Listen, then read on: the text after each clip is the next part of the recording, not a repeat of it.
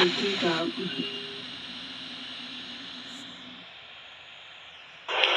आज गणेश चतुर्थी है। भगवान गणेश के आगमन की बेला, बुद्धि और विवेक के देवता।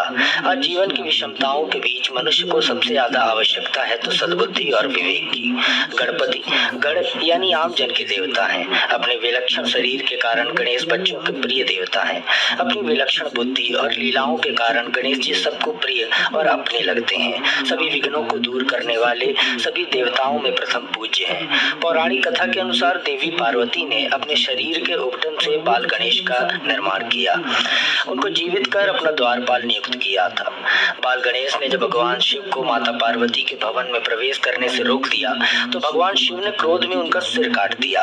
माता पार्वती को क्रोध में देखकर भगवान शिव ने अपने गणों को आदेश दिया कि पृथ्वी में जो प्राणी सबसे पहले दिखाई दे उसका सिर लेकर आओ। भगवान शिव के गणों को ऐरावत नाम का हाथी मिला जिसने जंगल में अन्य प्राणियों को परेशान कर रखा था। उसका सिर काट कर गणेश जी के धड़ से लगा दिया गया। इस घटना के पीछे की कहानी कुछ ऐसी है। एक बार देवराज इंद्र ने परिजात पुष्प को हाथी के सिर पर रख दिया था। इससे उनका तेज समाप्त हो गया और अप्सरा रंभा उन्हें छोड़कर चली गई। हाथी भी इंद्र को छोड़कर चला गया और जंगल में रहने लगा। वहां रह रहे जानवरों को वह परेशान करने लगा। इसी हाथी के अहंकार को कम करने के लिए ईश्वरीय लीला हुई और उस हाथी का सिर काट कर गणेश जी के धड़ से लगा दिया गया। इस घटना के बाद गणेश जी को परिजात पुष्प का वरदान मिला। गणेश जी को गजमुख भी कहा जाता है क्योंकि उनका मुख हाथी का है। गणेश जी के जन्म से लेकर उनके मस्तक कटने तक की घटनाओं का वर्णन कई पौराणिक कथाओं में मिलता है। गणेश जी का विलक्षण शरीर प्रतीकात्मकता का पर्याय है। गणेश जी की सूंड आध्यात्मिक शक्ति के प्रतीक है।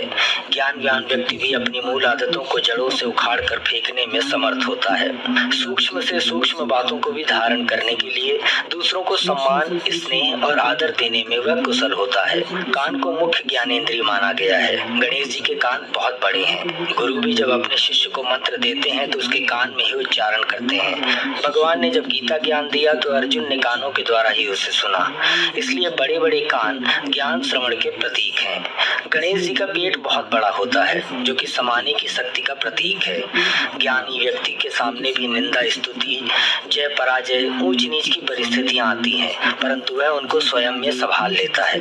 गणेश जी का लंबा पेट अथवा बड़ा पेट ज्ञानियों के इसी गुण का प्रतीक है। गणेश जी की 4 भुजाएं दिखाई जाती है। उनमें से एक में कुल्हाड़ी दिखाई जाती है। कुल्हाड़ी काटने का एक साधन है। ज्ञानी व्यक्ति में ममता के बंधन काटने और संस्कारों को जड़ से उखाड़ने की क्षमता होती है।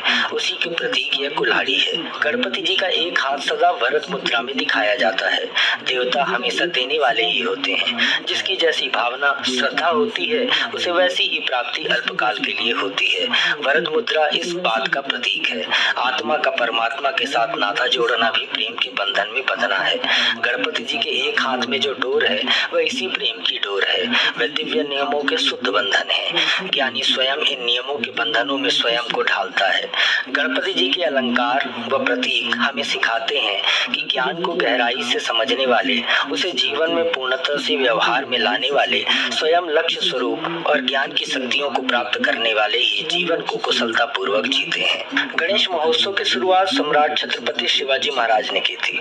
इस महोत्सव में चतुर्थी के दिन भगवान गणेश की प्रतिमा की स्थापना की जाती है और 10 दिनों तक पूजा अर्चना करने के बाद अनंत चौदस के दिन गणेश जी की प्रतिमा का विसर्जन कर दिया जाता है। विसर्जन करने के पीछे भी एक बड़ी रोचक कथा है। कथा के अनुसार महर्षि वेदव्यास ने भगवान गणपति जी से महाभारत की रचना को क्रमबद्ध करने की प्रार्थना की। गणेश चतुर्थी के ही दिन व्यास जी और गणेश जी ने इस कार्य को शुरू किया। व्यास जी महाभारत के श्लोक बोलते चले गए और गणेश जी उसे लिखित रूप में व्यवस्थित करते गए। 10 दिनों तक लगातार लेखन करने के बाद गणेश जी पर धूल मिट्टी की परतें चढ़ गई थी। गणेश जी ने इस परत को साफ करने के लिए ही 10वें दिन सरस्वती नदी में स्नान किया था। तभी से गणेश जी को विधि विधान से विसर्जित करने की परंपरा है।